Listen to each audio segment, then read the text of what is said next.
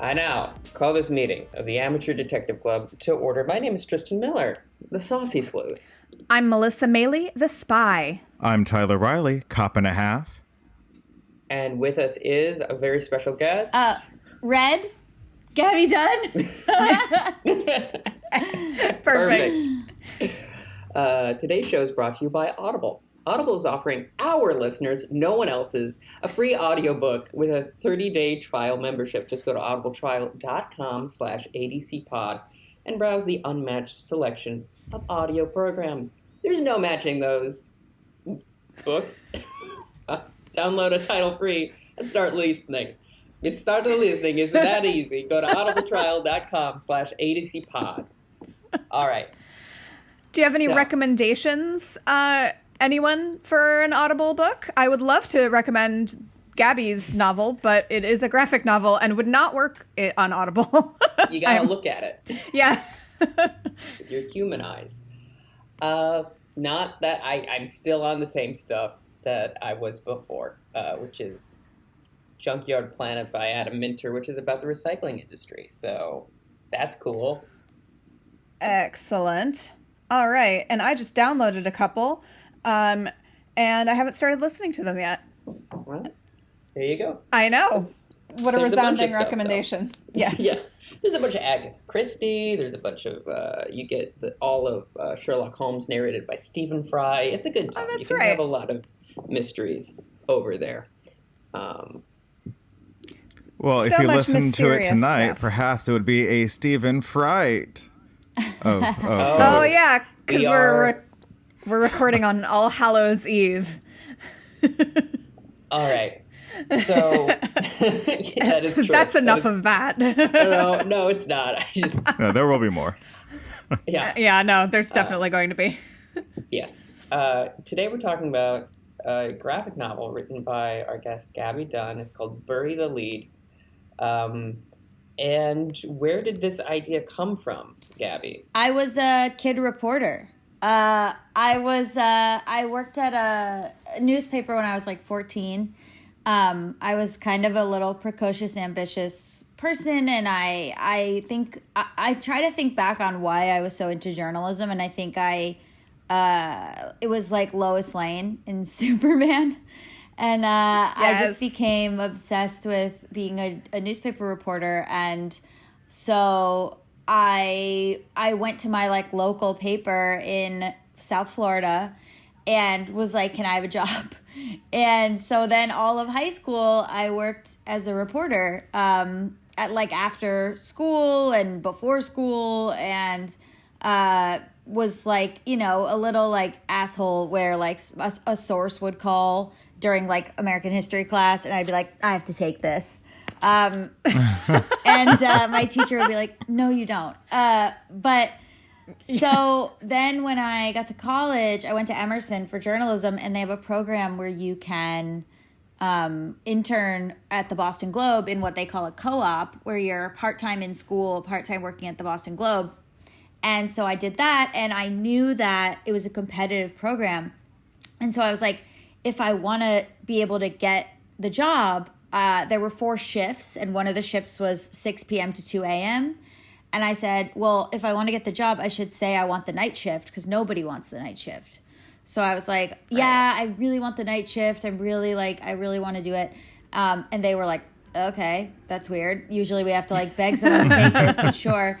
And so then they gave it to me, and it was 6 p.m. to 2 a.m. for like a year, which is basically the crime beat. And I was 18, 19. And I like lied to my parents. I told them that there was a big photographer with me. There wasn't. We actually, in the book, so it's based on my time at the Globe, but actually in the book we aged Madison up. So the character that is the young reporter, originally in the script, she was 19 as well, same as me. But we were like, well, we should have her be able to go to bars. So she's 21 in the book, but truly in real life, I was like 19. So it's based on some of the stuff that I saw while I worked at the Globe, and some stories that happened there, not to me, but to other people, and also like characters are taken from certain people at the Globe. It's really like self-insert fan fiction about my job at the Globe. I love that. That's so awesome way to cool. describe it. Yeah. Oh my goodness. Yeah. As I was reading it, I was noticing that there was so much like good Boston detail, and I don't know that much about Boston, but like I'm like this is experienced. Yeah. I can absolutely tell. And then I read your bio at the end of it. Yeah. And I was like, oh well, yes, there we go. Yeah. Boston. Yeah, just your little bio. Boston's a fun crime town. That's why so many crime things are set there. It is. It's like a town where crimes happen. Yeah, absolutely. That's on the brochure. Boston. Yeah, it is. We somehow had gay marriage, but also are racist? ? Boston. It really is a conundrum. I'm sorry, have you not been to place Black that way. Boston at the Children's Museum? What? Oh no. Black Boston. It's this place in the Children's Museum in Boston where it's like a barber shop and a corner store. No. That is so rough. Yeah. And I'm sure at this point, like cardboard cutouts of New Edition. Yeah, this is what we have. Yeah, it's very confusing. It's also a very segregated place. Each neighborhood is so specific. And like I was there with my friend who I write my other novels with, and she had never been to Boston, and we were there on a book tour, and I was like, okay, what kind of food do you want? And she was like, what does it matter? And I was like, because each neighborhood is a specific ethnicity, and there's nothing of another ethnicity in that neighborhood. So if you want Italian food, we have to go to the North End. And if you want, if you want any sort of Latinx food, we got to go to Eastie, and like all these kinds of things. And she was like, what? And I was like, welcome to Boston. It's all separated. Yeah, no, that's really true. It's really even more pronounced. It's more pronounced than any other city. Now that you mention it, I hadn't like thought about it before, but yeah, no, that's absolutely true. It's great for crime and and racism. history and racism. And ghosts. A lot of ghosts. Yeah, a lot of ghost tours. I went on a very good ghost tour there. Yeah. So why did you want to write a mystery? I mean, you could have just done like a biography sort of thing, which is as you said, a self-insert. But why specifically a mystery as opposed to like just I like journalism and here's a graphic novel? No, I love a mystery. I mean, I watch procedurals. I love I love, like Law and Order, or I was very into Bones for a hot minute, which is like, what am I, like your mom? I don't know. There's like 12. There's fun. 12 seasons of Bones. And I was like, let me zone out for 12 seasons. But no, it's great. If the creator of Bones wants to work together, I love Bones. But I just love like, oh, wow, we started out. Ooh, what's this little piece of evidence? Here we go. Like, I think like that was a lot of what you're doing as a journalist. Like, I never wanted to write like a cop show. Don't really care about cops. But reporters do the same thing. Like, we were always trying to beat the cops too, to the information. But we were, I felt like I was always solving some kind of mystery, or you're trying to put together the story of what happened, or you're truly trying to get the information before the police, or you're trying to trick the police into giving you stuff. Like, and I loved doing it as like when I was working as a reporter. I felt like there was this high of like putting the piece together or figuring out all the information. And so that was one of my favorite parts about it, and talking to people and getting more pieces of information. And it lent itself to a mystery to show how you put together a story, and where that different elements come from, and also I felt like I had been, I think like you're young and you're ambitious, and like I think I had been led astray a few times, or tricked, or you think you have all the information, then you don't have all the information, and and with journalism, you know, I was so ambitious. There's like a rush to put things out, and you're competing with the other paper and all this stuff, but you might not have all the information. And then it lends itself to storytelling where the mystery, you can think it's done and then it's not done, and you can think it's done and then it's not done, which I always enjoy. Mm-hmm. Yeah, absolutely.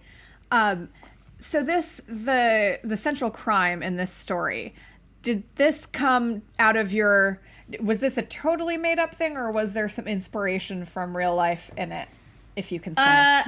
Yeah, I mean, Hannibal Lecter was a huge inspiration. I wanted to write something with a Silence of the Lambs type, French relationship between like a reporter and a killer. So I was pitching it originally as like lesbian Hannibal. And then people were like, I'm listening. And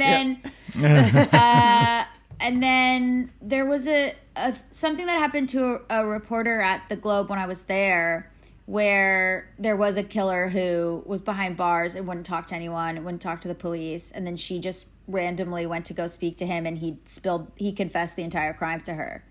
And she was, I remember her coming into because I'm like sitting in the little intern bullpen, and I remember her coming into to the offices, and everyone being like, she became like the spectacle, and everyone was like wanting to interview her, and she was a little bit shaken up, and I was like, I just remembered that and how weird that was, and why did he choose her? The idea at the time was that she spoke Spanish and he spoke Spanish, and so the even though I'm sure cops spoke to him in Spanish, there's something where she approached him at first, in the first meeting, speaking Spanish, and I think he just started talking and spilled everything, I think because he felt some sort of kinship to her because they were both speaking Spanish. That was my impression of it at the time. She was also a young woman. Like, there might have been something to that. I don't know. But that story always stuck with me as how wild that was. And she was like a kind of a seasoned, like, hired reporter. So I was like, what if that happened to an intern?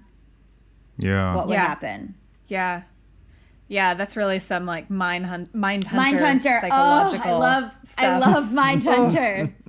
Yeah. So good. I'm so sad it's not coming back. I loved Mindhunter. I can't believe it. I followed the lesbian love interest, the Anna Torv's like girlfriend. I followed her immediately. I was like, hello.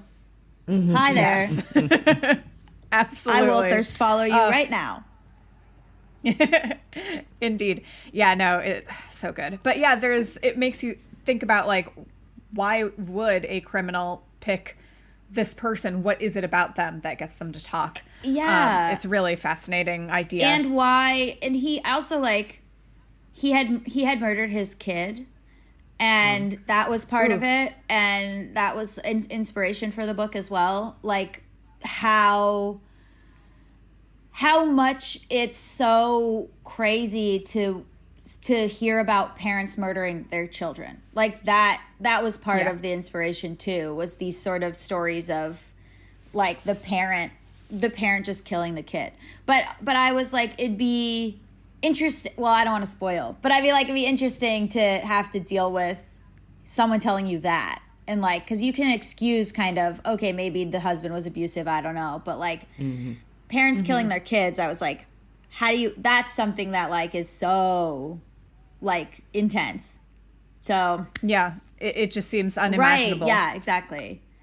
Yeah. Why would someone want you to think they did that? Yeah. I was like, yeah. Right. Yeah.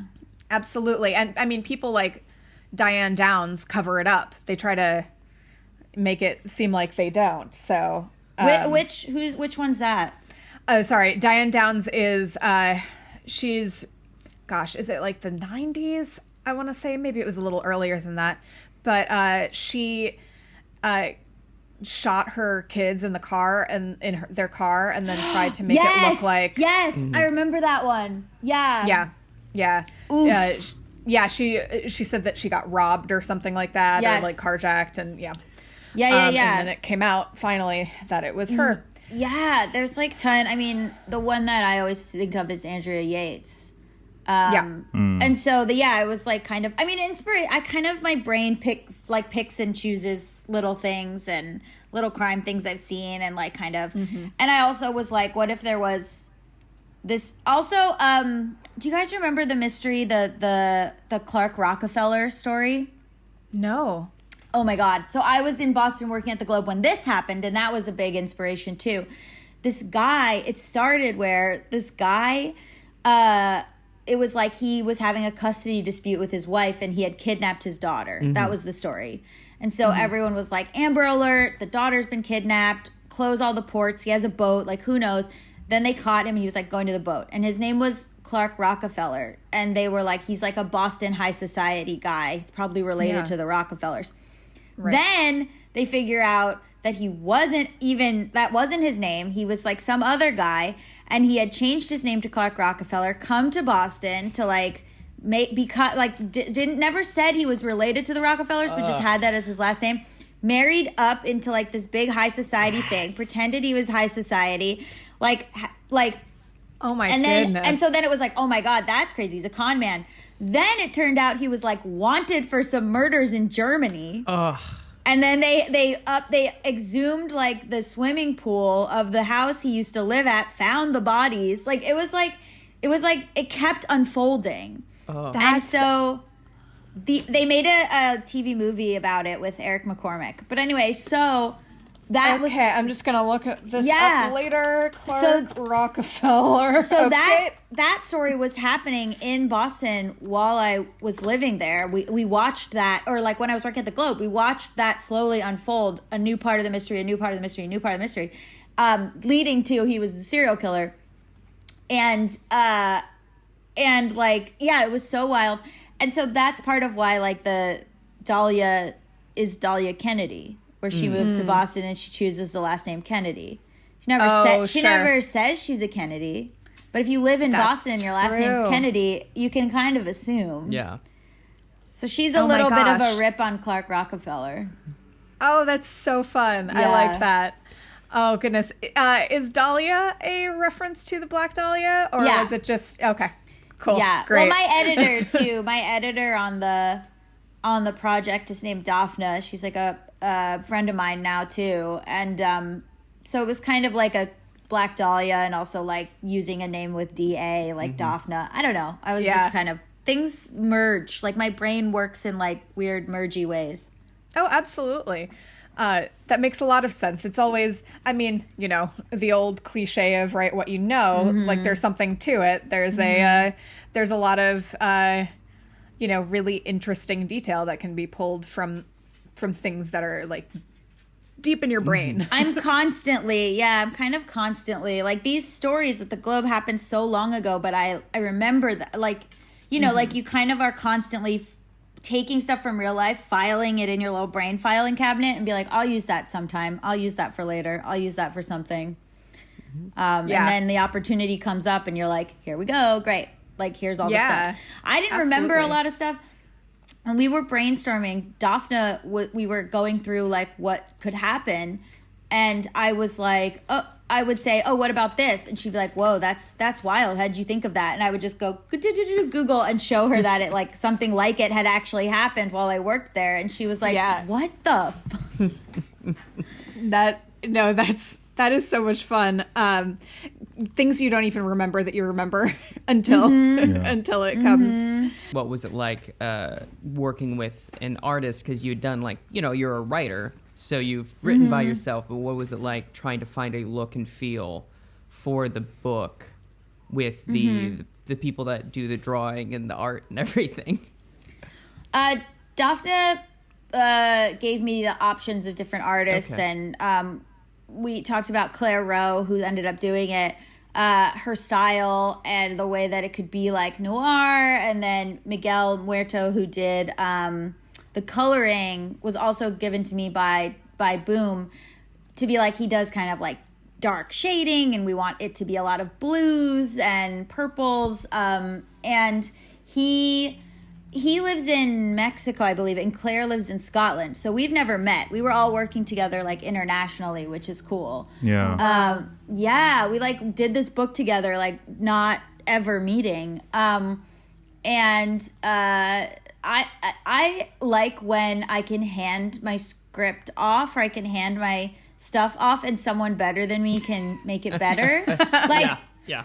I don't ever, like, I don't claim to be a director. Like, I write, there's, like, I think some people who are very controlling of their work. And I'm sort of like, I've done my part. My part was the words. Now we give it to the person who does the drawing. Now we give it to the person who does the color. Like, I'm not precious about, like, controlling. Like, I'm like, I want to see what your vision is for this. Like, I've done my vision. What's your vision? What's your vision? Oh, that's so interesting. Yeah, like I like collaborating, and but it was funny because you don't believe that you have opinions on things till you see it. So like they'd be like what color should her outfit be? And I'm like, I don't care. And then they give me the page, and I'm like, why the hell is her skirt yellow? And they're like, what, you didn't tell us? And I'll be like, well, now I have feelings about it. Like it wasn't, or like they would, you give the character descriptions, and then they show you the drawing, what they think. And I was like, yeah, whatever, like do whatever. And then when, they would show it to me, and I'd be like, there was some stuff where I think, Claire originally had Madison as like very thin and willowy, and I was like, no, like she needs to have like a human body, or like I really noticed that. That was really really wonderful to see, because she has a human body, as you said, and it's so underrepresented, or has been so underrepresented historically, that it was like really I just was like, really she's shorter and a little chunkier, because as a reporter, you're eating garbage. You're not like doing, you know what I mean? Yeah.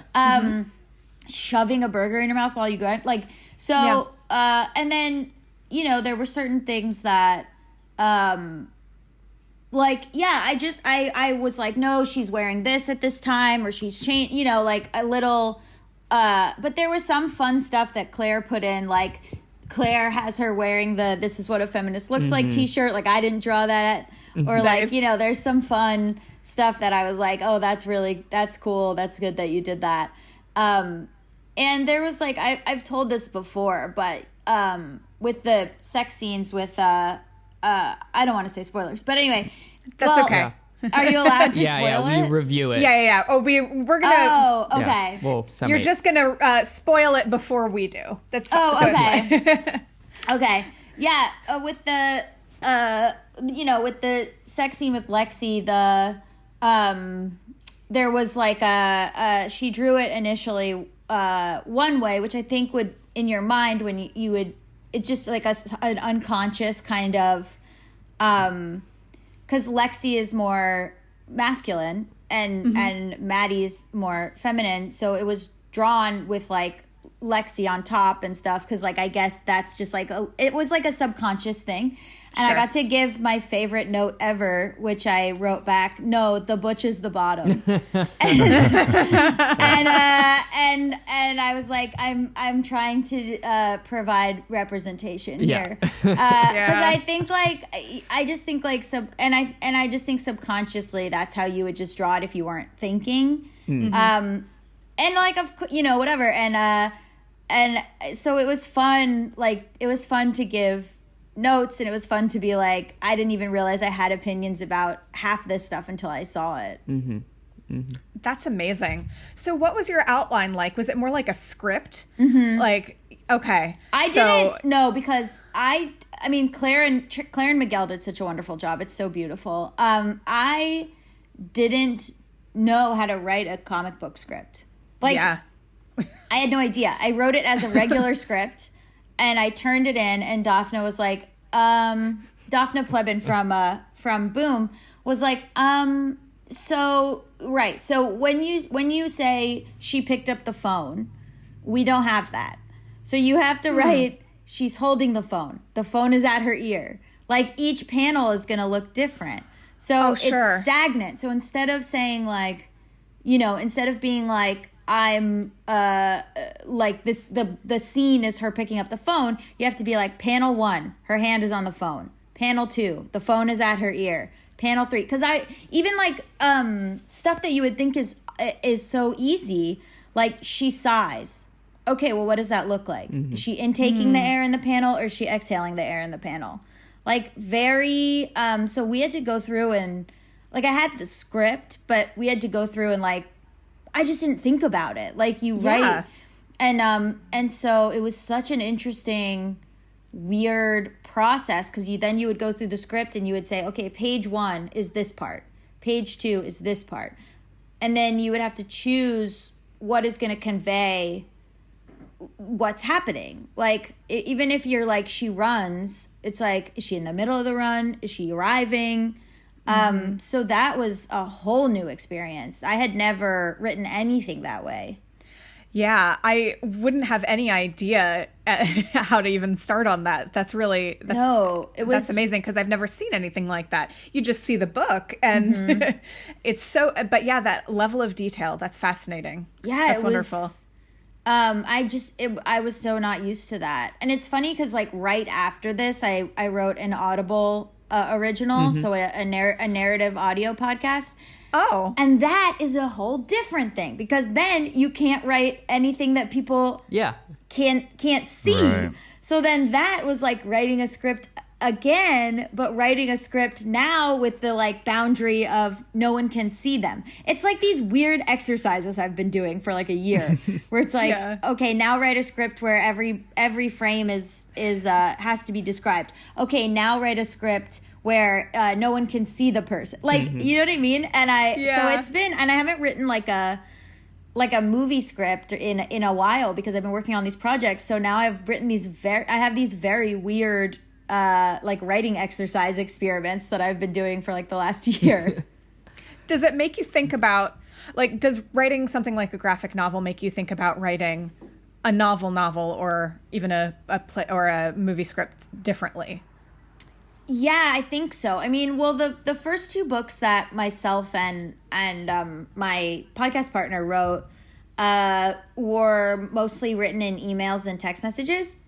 Nice. Sometimes in, like, fake scripts or fake articles. So that was fun, because it was, like, mostly dialogue and, like, quirkiness and quips back and forth. And then I wrote a book called Bad with Money, which was like a memoir. And so that was like researching my own past and history and interviewing people, and which was like basically a book of journalism. It was interviews and research and stuff like that. And research into my own self, reading my old diaries and stuff. But and interviewing my parents, and my grandmother, who passed away. Thank God I interviewed her before she died, because interview is, she's quite a person. But yeah, so, you know, that was very different. For writing, I feel like, I would be a lot more visual about it. And I haven't really thought about it, but I think, a lot of it is written in sort of these frames of like, okay, what are we seeing? And also, I think like I would be more interested. I think I've always been more interested in like dialogue, like quippy dialogue. But I think like I just pitched on something and I was thinking more like visually about it, and like what is it sort of, what would it look like edited? What would the color scheme be?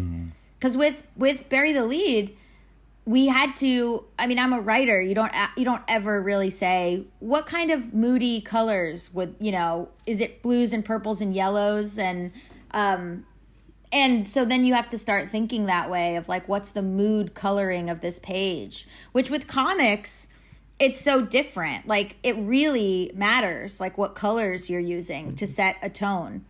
And you notice that in films too, right? Like there's a big difference between a Tarantino movie and like a Sofia Coppola, which has like light pinks and light blues and beiges. And so if you, I mean, those are both, they write, but those are both auteurs. But you know what I mean? Like it's like, what's the vibe of this? Yeah. And with noir too, there's a vibe kind of like historically. Mm-hmm.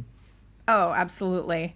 Was this always a graphic novel? Did you like receive an ask to write a graphic novel, or did you have this idea and it turned into this? No, in 2016, I started dating this woman who works at Boom. Okay. And I see, Gabby. I see how this I know. happened. I know. So I was dating this woman who worked at Boom, and she had written one of their most popular comics. And so we were like, she was kind of like, have you ever thought about writing a graphic novel? And then I met her coworker who was Daphna, and we started chatting. And then I pitched them probably like 4 or 5 different things, and they were like, I don't know. And then, which is fair. And then we started talking about my own history and my own past, and Daphne was interested in that. And I had also just been watching a lot of Hannibal. And so I was like, what about this? And that was what sparked it. But I pitched it, and then it took, like, I sent them the pitch, completely forgot about it. Like 8 months go by. And then out of the blue, Daphne's like, okay, so we're ready to start on this. And I was like, what? Like, what did I say? Like, completely forgot. Because the process for things in entertainment is so slow. Oh, yeah. So, like, it's really true. I don't know. She edits a lot of stuff. So I think she just, like, put it on the back burner, was busy. And then all of a sudden was like, anyway. So it's a lot of like, wait, go. Yeah. And so it took, I mean, that was 2016. We started working on this in like 2018. So it was like a long process, and I pitched them other things that they were like, nah. And so I pitched them something, and then it also sucks because like you'll pitch something and then you'll realize. So I like pitched them something, and then they were like, that's Westworld. And I was like, it is Westworld. You are right. I have pitched you Westworld. So yeah, it took, but I read graphic novels, and I loved graphic novels, and I wanted to, and then me and the other person had broken up, but on friendly terms. And so, yeah, by the time, and now I like love Boom. I have a wonderful relationship with them, but it took a few tries. It took a few pitches for them to be like, that's the one. I'm so glad they did. Yeah, it was fun. I had never explored this biographical part of my life that people seem to be really interested in. I mean, it's weird. Yeah, I had never really written anything about it or really covered it like as a I had never used it as inspiration for anything. So it was cool that they were like, wait, what? And then I got to, explore that. Yeah. Yeah, absolutely. And it gives a really fresh perspective on the mystery genre. Thanks. Yeah. It's nothing like it has familiar touches, of course, to the mysteries that we like to read, but it also at the same time is like nothing I've ever seen before. So Thank it's really, you. yeah. I will give you a spoiler. I enjoyed it very much for our review portion. Oh, thank you. Yeah. You gonna do another one? Yes, I hope so. I just talked to Daphna a little while ago. Literally hours, if you can believe. We're getting a scoop. Yeah, well, yeah, that's true. You are getting a scoop. Yeah, I just talked to her a week ago about an idea. She and I work really well together. And we came up with something. We were like supposed to just be having a Zoom lunch, but then we came up with something. That's and lovely. But it is like throwing stuff out there, pitching, being like, maybe this, maybe that. And she's like, I don't know. But she knows what the people want. Like, Yeah. she knows. So like, I defer to her. So I was like, what about, I kind of have ideas always like going. So like we were talking and she was like, well, I kind of want to do something like this. I'm really interested in editing something like this. And I had like, a document that I had like a small idea that I had thought maybe I would pitch as a film somewhere, and like literally one sentence. And I was like, well, I had this kind of thing. And she was like, say more. And I was like, I don't have more, but I will start talking. And so then she was like, yeah, I like that. But it's like stuff you never know is the thing. Like I'll write down like one sentence ideas and then I'll just be like, maybe one day someone will say, hey, do you have anything like this? And I'll be like, in fact, I do. Which has kind of served me well. Yeah, that sounds really smart. Thanks. You never know what, because it's hard to know what of your own ideas are any good, you know? Yes, I throw spaghetti at the wall. I'm very not precious. Like I'm like, what about this? And even like the one sentence thing that I gave her, we totally changed what it was gonna be. Like the one sentence I gave her was like, two girls are on like a supernatural TV show, and on Halloween the show becomes real and they have to fight all these demons, but they're just actresses and they fall in love. That was what I said. And she was like, okay, I like that. And then now what we came up with from that is totally different. But I was like, but that was just like a thing that I had been thinking of, like, you know, like Halloween Town meets Buffy meets, you know, whatever. And I don't know when I thought of that, like years ago. I don't know. But now it's like, it's going to be something totally different that has nothing to do with Halloween. But but yeah, like it is. I would never be like, that's my one idea, I hope they like it. I mean, I have no, I get really upset about rejection for sure, but also I'm like, you know, I didn't say, oh, Boom rejected my first 3 pitches, so fuck them. I was like, I will keep trying. Yeah, how about this one? How about this one? Hey, sorry to bother you. How about this one? Yeah, absolutely. That stubbornness and tenacity, and it's certainly, I think, from all I know, is a really good way to have something work, to figure out what does work, and that's so neat. And clearly, a lot of your ideas have and are wonderful and are continuing to. A lot of them get rejected, though. Let me tell you. Oh, sure, of course, yeah. There's always going to be more of those, always. But yeah, I hope this isn't the last we've heard of Madison Jackson. Same. I know. Well, maybe. Yep. We'll see. Not in the graphic novel form, but maybe somewhere else. Ooh. Okay. Ooh. Yeah. There was a page opened. For the possibility, I think. Yeah. Gabby, where can people find you and all of your work? Sure. I'm at Gabby Road on Instagram and at Gabby Dunn on Twitter. And there's I like people getting my books on IndieBound. So there's a few. One called I Hate Everyone But You. One called Please Send Help. Those are the YA books. One called Bad with Money, which is my financial memoir. And then Bury the Lede is out from Boom. And this is not a book, but I just had a thing on Audible Originals called Apocalypse Untreated that just came out. That's an Audible original narrative podcast, so like audiobook type thing if your listeners have Audible. Yep. Audible.com/ADCpot. And say the name of that one more time. Apocalypse Untreated. Apocalypse Untreated. Amazing. Is there anything that we didn't ask you that you want to say? No, you guys did a great job. I hope that your listeners like Bury the Lede. Yeah, I hope so too. I really hope.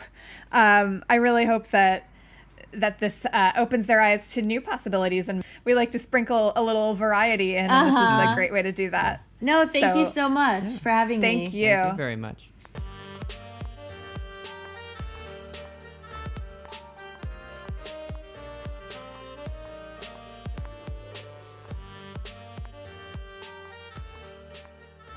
Hey everybody, it's me, your boy, the Saucy Sleuth.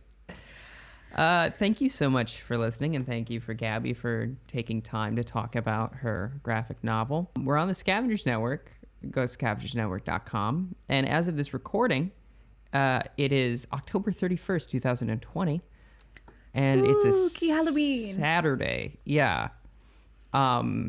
So there's a lot of spooky stuff on Scavengers Network. There's Spooky Spouses. There's Insanely Haunted. There's also Myth Takes, which I believe has something to do with the paranormal. And I think Historical Hotties has a spooky episode. Yeah, that I know came they out recently. Yeah, I think they have a new one as well as a bunch of others. So you can get your scary on there if you're just horny for scares. Or in the real world where everything is terrifying. Turn to the news at any point.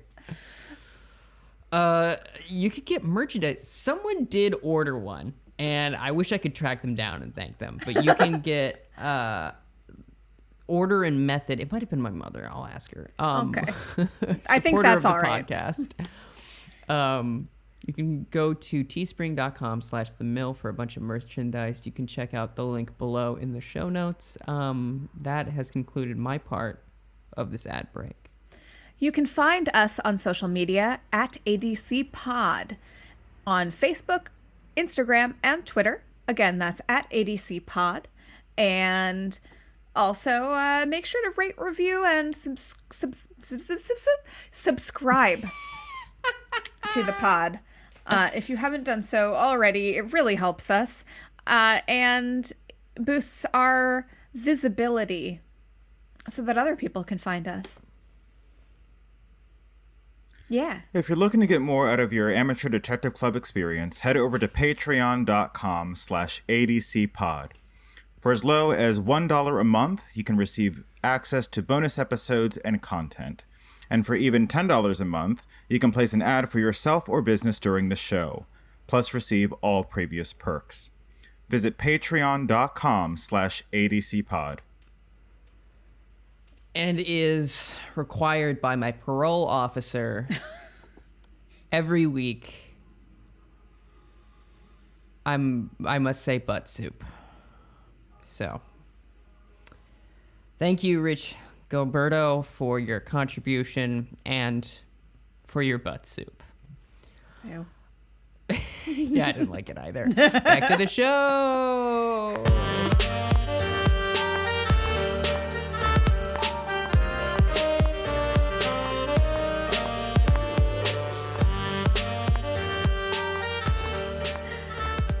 All right. So, what you should do is you should buy Gabe Dunn's novel, graphic novel, Bury the Lede, and it's BURYTHELEDE. And I want to mention something before we get into it. Yes.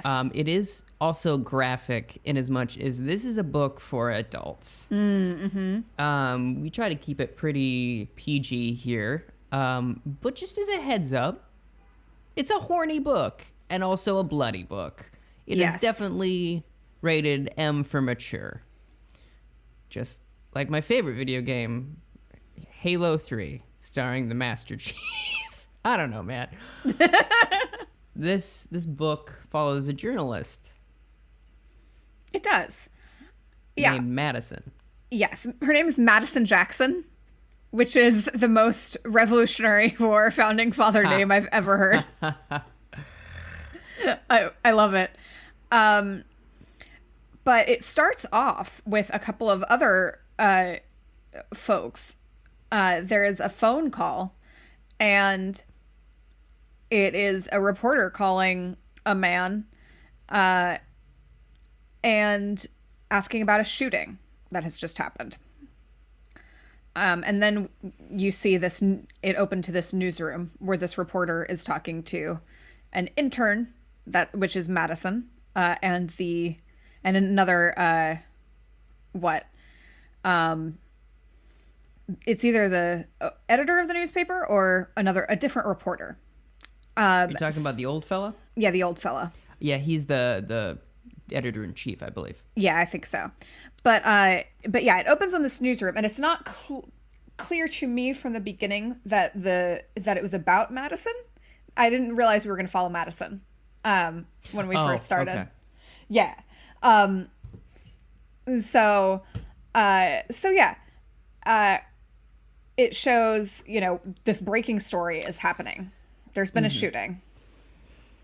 And they're trying to figure out who's going to go out and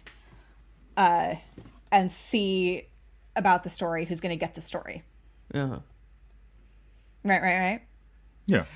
Yeah, it's hard describing a graphic novel. Yeah. It's like, this is the exact opposite of what this thing was intended to be. Heard and not seen. Yeah. No, seriously. But yeah, I mean, basically, Madison gets out there. She's the intern at this paper. She has a huge respect for Lexington Ford, also an amazing name, who is, a really seasoned reporter, I suppose, at the Boston Lede. The name of the paper is the Boston Lede. So we're chasing this story. Essentially what's happened is the wife of a prominent man in the community seems to have shot her husband, and her son is missing. She goes out to the crime scene and she sees that there is a reporter that she knows from the Trombone, which sounds like a slightly more,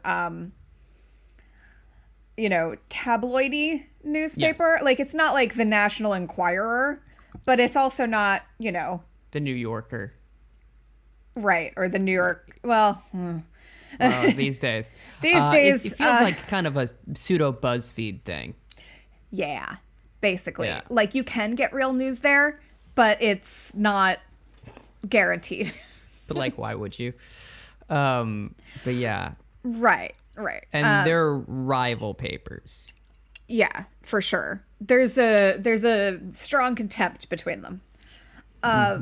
So at the scene, she meets a police officer that she's clearly encountered before, and he gives her a tip. He basically does it under the guise of like, I can't change the password on something on my phone. Can you look at it? And she's like, all right, what? you're like a few years older than me, but okay. And basically when she looks at it, he's given her a tip to follow. It says that it's what tells her that the son is missing, and that there's a body that's been found. So she basically just goes to the jail where first we meet her brother and his fiance, who she lives with. And her brother works for the mayor of Boston. And we meet them, and then what? I don't know why, but I'm like, it never occurred to me that Boston had a mayor. I've never needed to think about the mayor of Boston before in my life. And then I was like, it's such a lawless town. It's amazing that they even have one. I mean, we have one in New York. Well, do we? But she basically goes to the jail, and no one can get this person to speak. And then they're like, you might as well try everybody. Get in there, Madison. And then for whatever reason, what's her name? Dahlia. Yes, of course. Thank you. Dahlia opens up to Madison, partly because Madison says, I don't think you actually killed these people. And then she's like, no, I did. And here's how I did it. And I liked it. And she's like, ugh. Yeah, it's really disturbing. She says, because up until now, we've only thought that the boy was missing. And she says that she killed her son and that she killed her husband. Yeah. And yeah. And he had it coming. He had it coming. Only had himself to blame. Yes. But then she gets you got the only scoop. She's got the only scoop on this story, on this confession. So she runs with it. She does an interview. It blows up on Twitter and Facebook and all those places and online. And then she gets put on the case formally. Yeah, pretty much. I believe that Lexi is writing the actual stories. Yes. But yes, it is very well known that Dahlia Kennedy has confessed to an intern at the Boston Lede. And it's, overshadowing the fact that she's a reporter is this attention on her, It's Right. like not what you actually want as a reporter. You don't want to be the story. You want to get the story. So she continues to get into this story, and she is also consulting with this police officer who, from the jump, seems a little flirty and not in a super gross way, to be clear. He is a man. And, but no, do you know what I mean? Yeah. He's not being like pushy or gross. Right. Yeah. It's just, you can see that there's interest. Yeah. Yeah. Yeah. And, he asks her, like, if she's doing okay and whatnot. And you get the idea that he likes her. And she is super mean to him. Yeah. She's super mean to him. Well, admittedly, he's a cop. Yeah, no, I mean, that is true. So, like, go back to the trough, man. Like, Yeah. get out of my face. Yeah. She even at one point makes you can see her thinking, because they have like little text bubbles that are different from the speech bubbles, and it's her thoughts. Yeah, and much like Garfield the cat. much like Garfield the cat. And it's like, why am I being so mean to him? Yeah. Because you like him. You want to kiss him. And then she comes home and her brother's like, hey, you're messing up my career with all this nonsense. And so there's tension there. Yeah. And then she talks to to Kennedy again. Yes. And then she describes how she used to be an au pair for this man, her future husband, and then they fell in love and got married. And yeah, but it was mostly because she saw an opportunity, it feels like. And then she gives her a name. Raquel Stief, not sure how to pronounce it. Yes. I believe Steve rhymes with teeth. With teeth? Teeth. No, I know. Teeth. Hey, Yeah, my teeth. I'm mispronouncing it on purpose as a Oh, joke. I don't understand this concept. I've never done that in my life. Oh, right. I'm sorry. But yeah, so, but Madison is like, I don't care about that. I care about what's going on here. And yeah, she's like, she's going to be the Secretary of Education. Yeah. And Madison's like, that is not possible. This woman, while she may have been the superintendent of schools, is an idiot. Yeah. She's like, I don't know. I think she's going to be the Secretary of Education. Yep. But you can't talk about this. Just look into it, but don't give this to your reporter friend as a story. Mm-hmm. And then she guesses how she disposed of her son's body, which is disturbing and terrible. yeah. Then she goes back. I will say it is nice having the graphic. I have it open, and so I'm just Yeah, me going too. page by page. Okay, what happens next? That is actually really nice. She goes and she talks to Lexington, and they get a drink, and then they realize, oh, there's some interest there, it seems.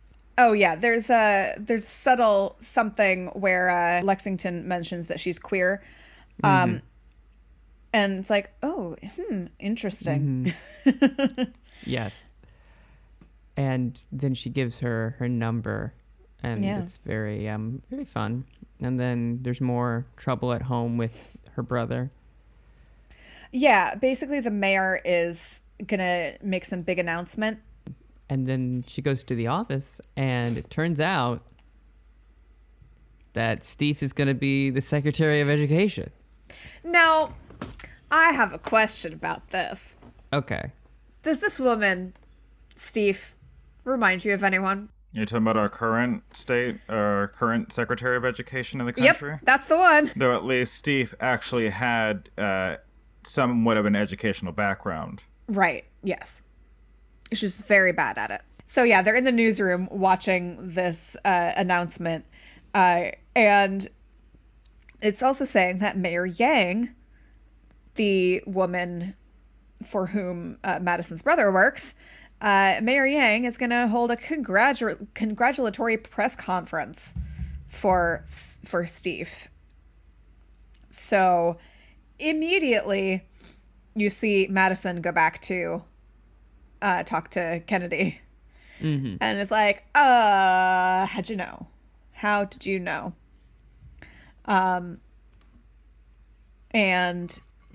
yeah, basically we find out that her brother, Madison's brother, is sticking with Yang because she's, it says in the comic, she's the Asian American Obama.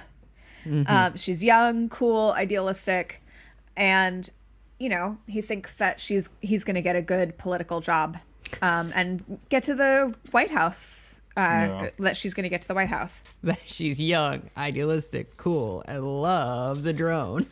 But has the kind of vibe that people are inspired by. Yeah. So instead of really answering her questions, Dahlia Kennedy says to Madison another name, Ballard Charles. It's like, just look into Ballard Charles. I think you should do that. And she also mentions that she had a dialogue coach that was paid for by Raquel Steve. Like, they had been friends when she was married, when she was first married. And, that Steve had been kind of her buddy. So she had a dialect coach, which is an interesting bit of information. And then we're back in the newsroom, and we're having another chat with Lexi, and they decide to go out for another drink. They talk, she mentions that Kennedy had a dialect coach, so maybe she's not, originally from America. And Lexi thinks she's going to check into that, and then it's gets real cute, and they end up going over to each other's Lexi's place. To Lexi's place. Yes, and get it on. Once again, this is a horny graphic novel. Yes. There is a sex scene, and it's graphic. Yeah. I mean, like, it's in graphics. It's not like particularly graphic. It's just, it's there. If anything, I would say it's, not even that graphic. I mean, they do a really good job of being tasteful with the illustrations of it. There's no nipple. I have nipple in mine. They are artfully... Oh, in my book, there was none. Like, the hair would cover, or, like, you would see the breast, but you just wouldn't see nip. And the printed copy I have. Interesting. In the Kindle version, in which I can zoom in. That's why. Maybe that's it. Why. It's like, we already know you're using your devices for other things. We're going to just give you this one. And then she yaks with this police officer for a little bit, and then interviews... What's the name of this person again? So she goes over to the Charles residence. She looks up Ballard Charles and who he is. He goes over to his fancy house, and he's a single dad, and his daughter answers the phone. And she, Madison identifies herself as a reporter. And so Ballard Charles says, come on in. And she's asking about a student who died by suicide in the school a couple of years ago, I believe. Yeah, she jumped jumped down the stairwell, essentially. But then his daughter gives Madison a yearbook, and it's just a couple notes, and then there's drawings over devil horns over this guy Gus Keefe, who is a history teacher. Yeah, with his eyes X'd out. Yeah, because him dead. Basically, Ballard Charles doesn't really want to talk, and the kid is like, here, understand, open this later. Yeah. Yeah, absolutely. So we are back at the newsroom, and we learn that Kennedy doesn't want to talk anymore. And they kind of hit a wall in the case, and they really don't know what to do. Now, Kennedy has basically told Madison, hey, you cannot give any of this stuff to the paper at this point. Just look into it. Like, you can't give them the Steve information. You can't give them Ballard, Charles. Like, keep it to yourself. You look into it, but keep it to yourself, right? Mm-hmm. So they're very frustrated, but you know, while Lexi is frustrated, she tells a little lie saying that she has to go do laundry for her brother, and then immediately goes to Dahlia Kennedy. And she then tells a completely different story about the murder. She says that she came home and found her husband murdered. And she mentions the name Gus Keefe. Mm-hmm. And Kennedy is impressed. She's like, oh, his daughter must have talked to you, huh? Yeah. So, yes, go ahead. And then she reconfirms how, what is her name? Died, the student. Liv died, and yeah, because they'd given some excuse of like, oh, she was depressed, and he's like, no, neither of them believe that. She goes and talks to Lexi about being her date to her brother's wedding. Yeah. Right. And Lexi's like, I'm technically your boss. No, I think that would be a bad look. And so she goes to the cop, whose name he has one. Dominic. Yeah, Dominic. Thank you. And so she asks him to go with her, and he's like, sure. And then she does some digging on the middle school where Gus Keefe works and all of that, and to try and figure out what the relation is to that. And then she has a weird, sexy dream.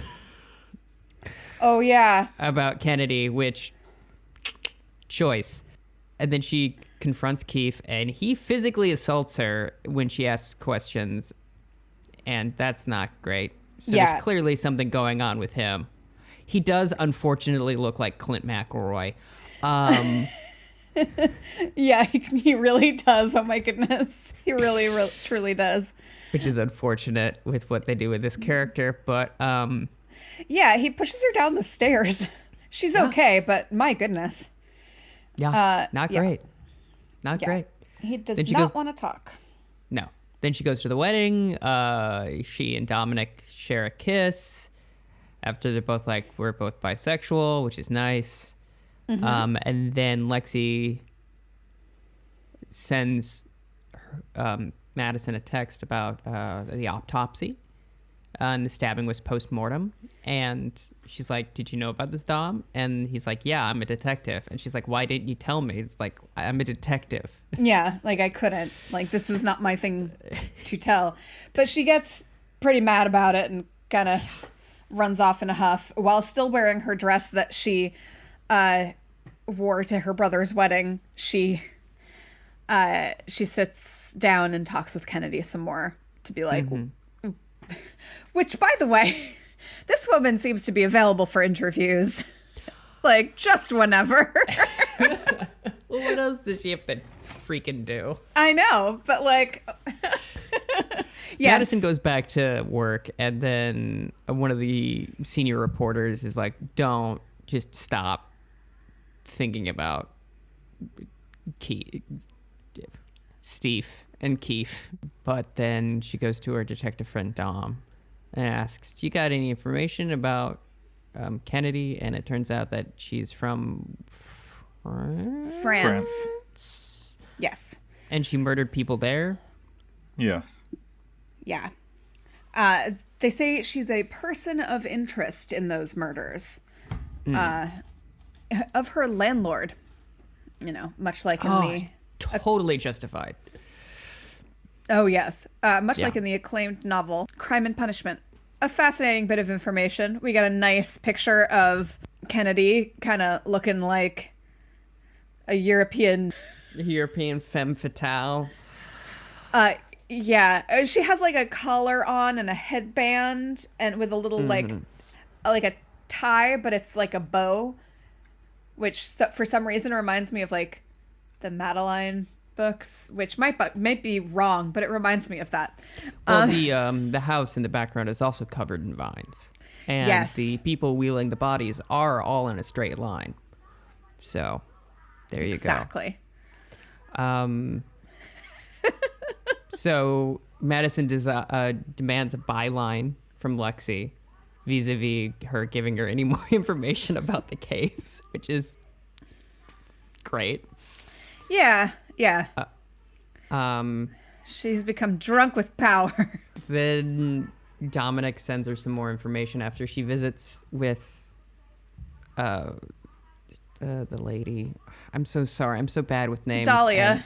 Dahlia. It's just Yeah. not sticking. I can't tell you why.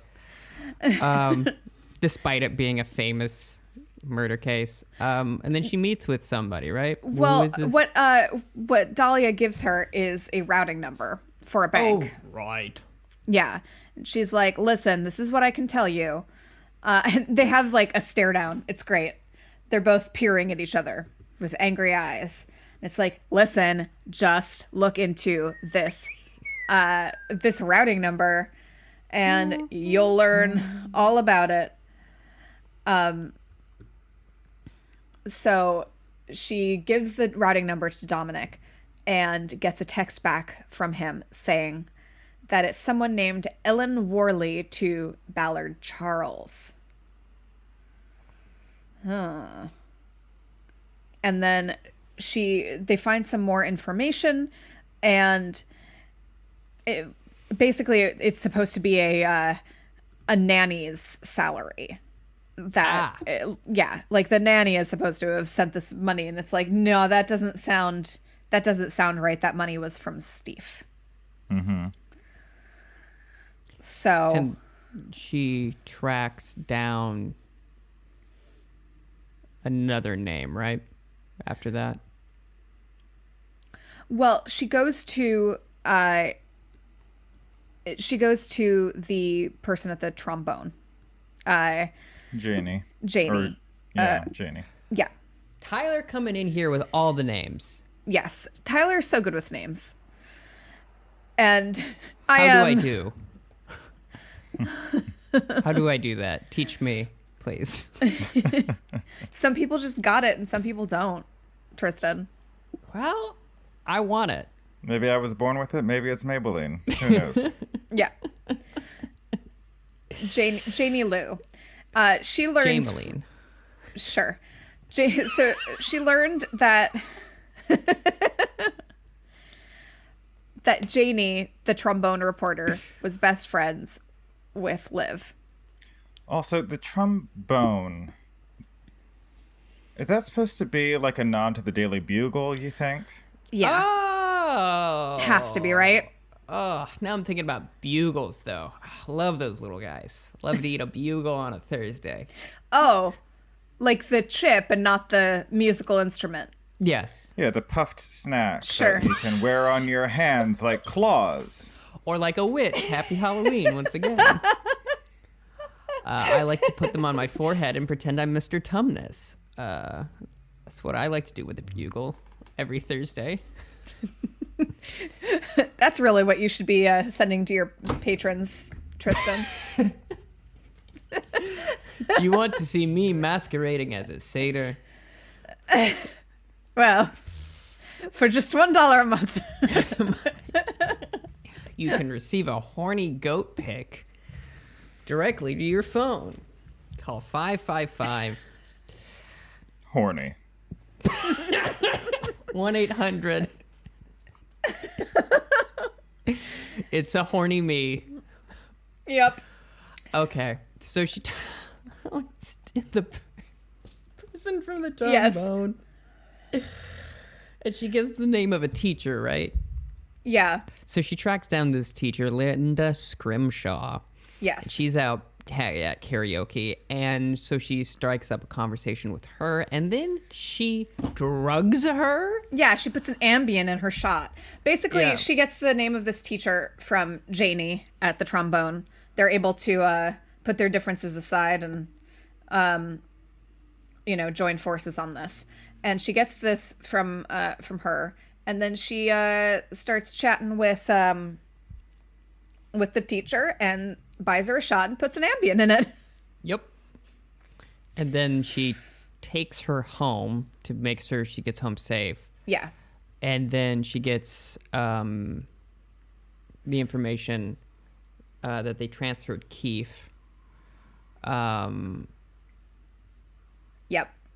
And and so basically what we've gotten is that Steve, the about to be Secretary of Education, takes any teachers that have been doing shady things and transfers them to special ed, which is real bad. That super sucks. 150 teachers so far and counting from her research. And this is where she's doing this research, and she has takeout next to her and whatnot, and this is where she's wearing her "This is what a feminist looks like" shirt.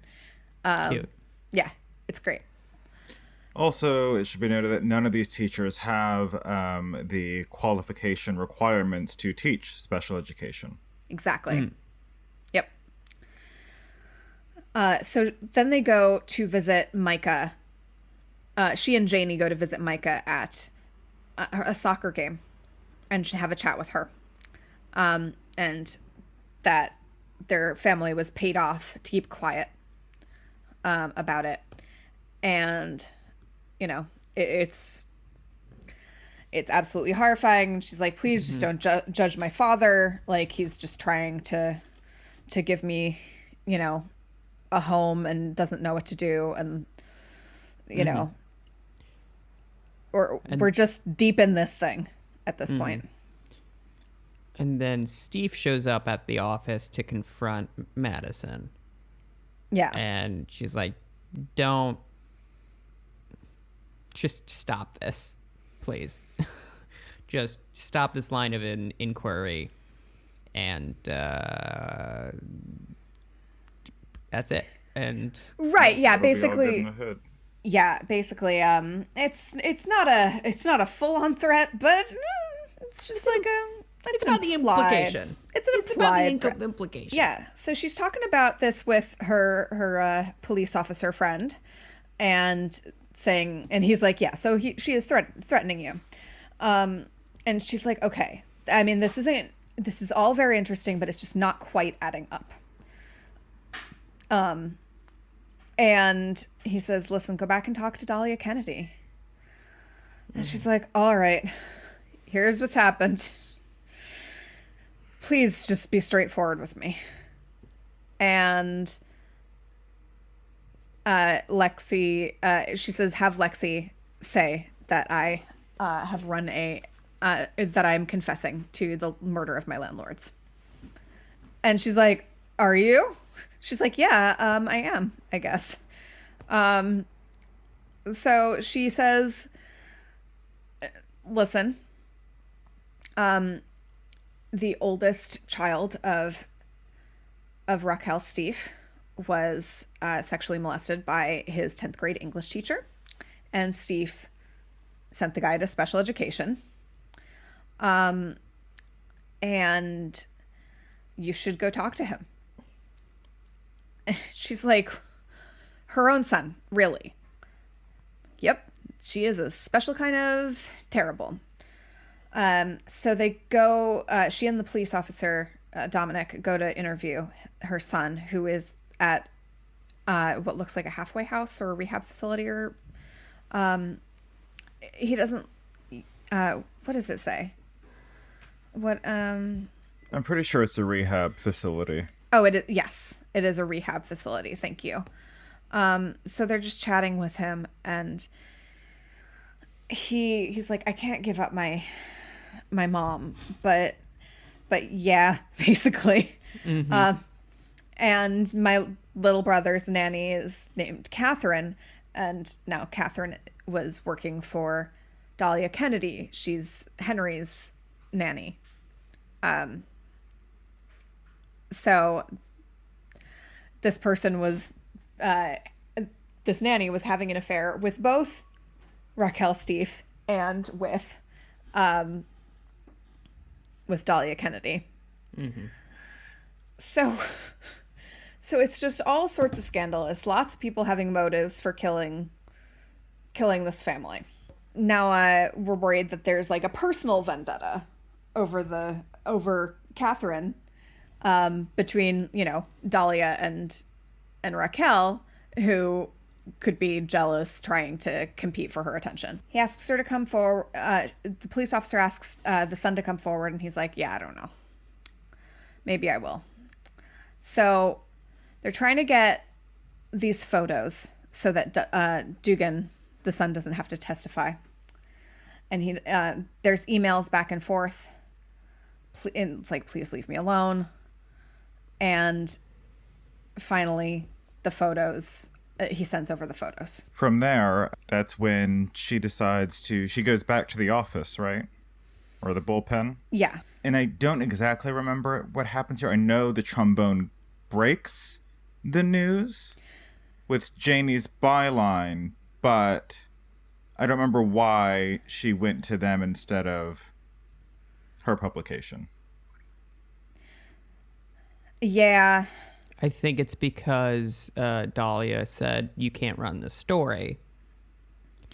Yeah. So I believe it's to cover up that. And also, she goes over to Dominic's office and spills his coffee to distract him while she steals his file on Dugan Steve.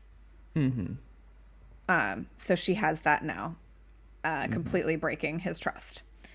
And then, she goes back to the bullpen, and Lexi is now very frustrated that she's been holding off because of her brother. And they're having like a big discussion that like, can we please run this story? We have evidence.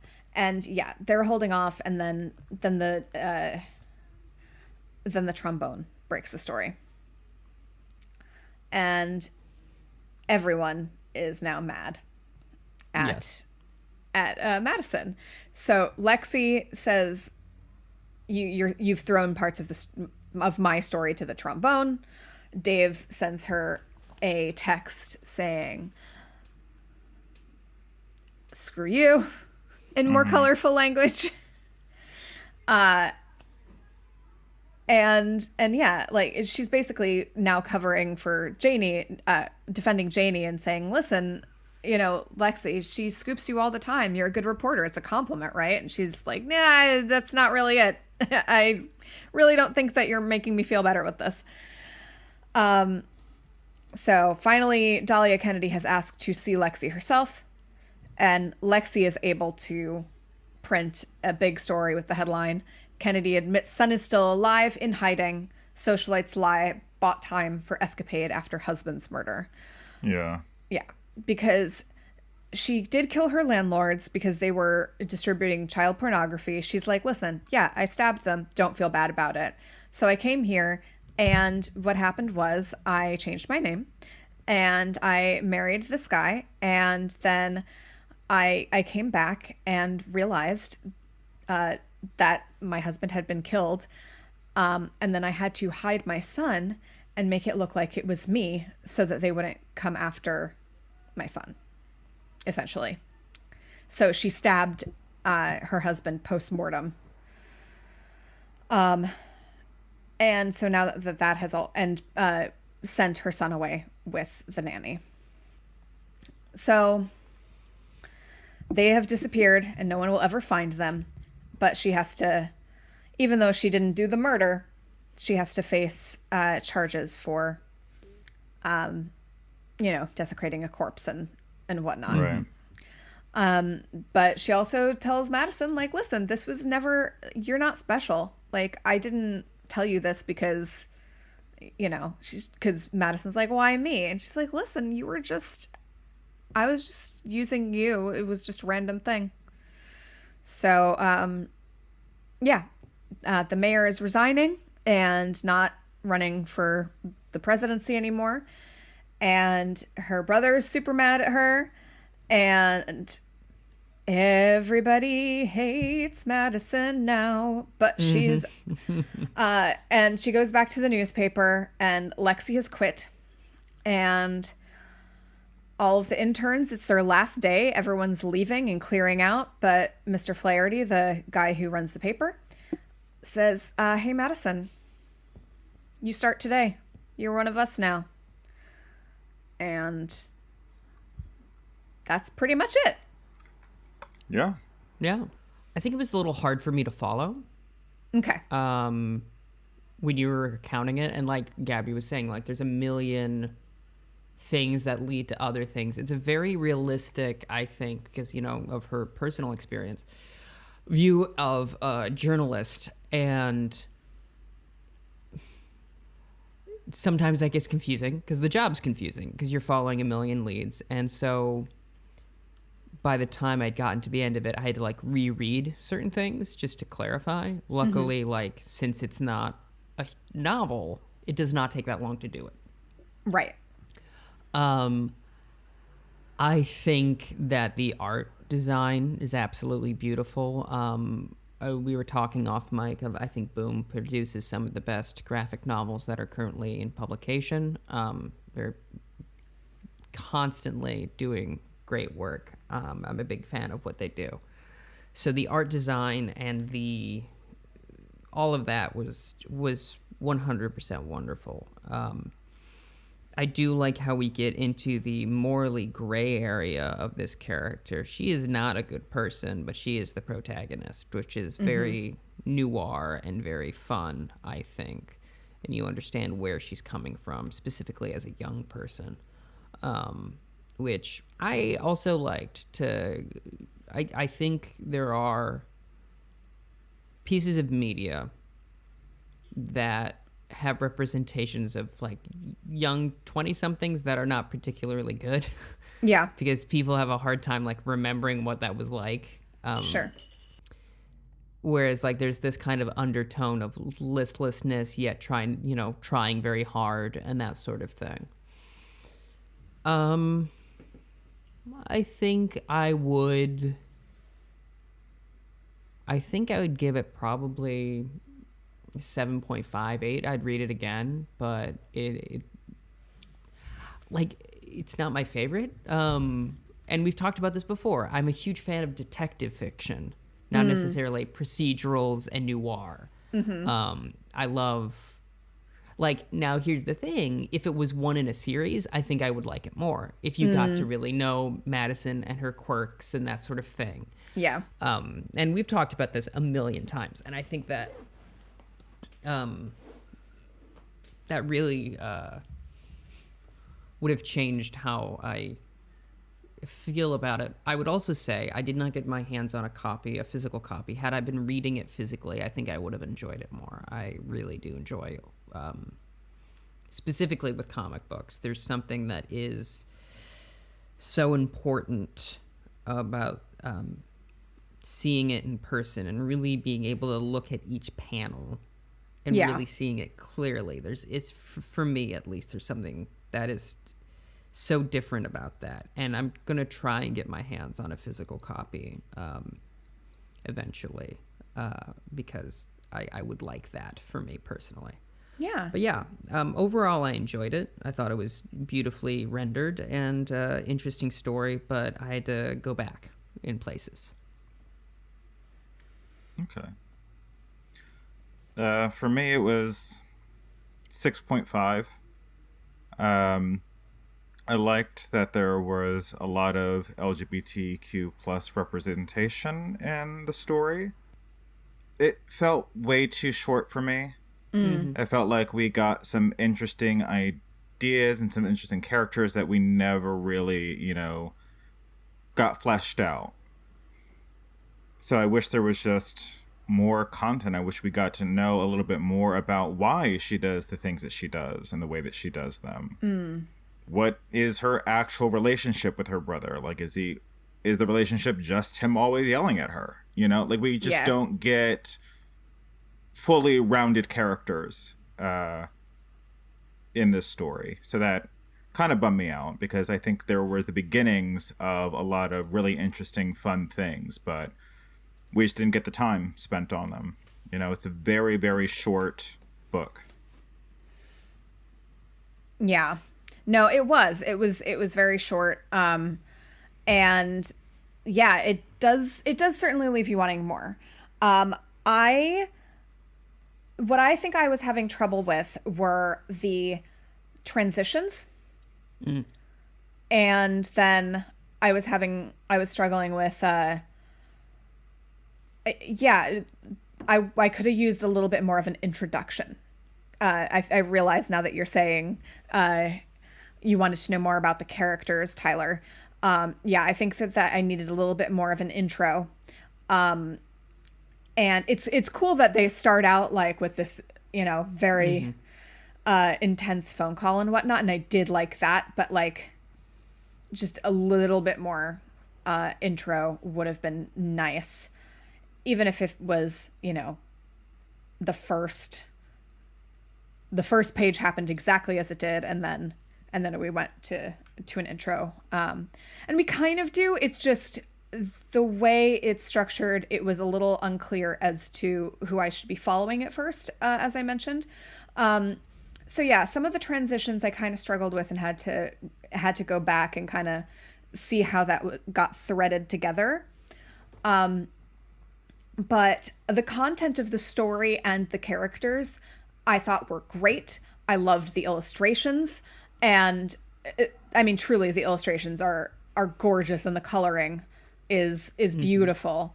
Like, it's very clear tonally. The tone is like really, really well established.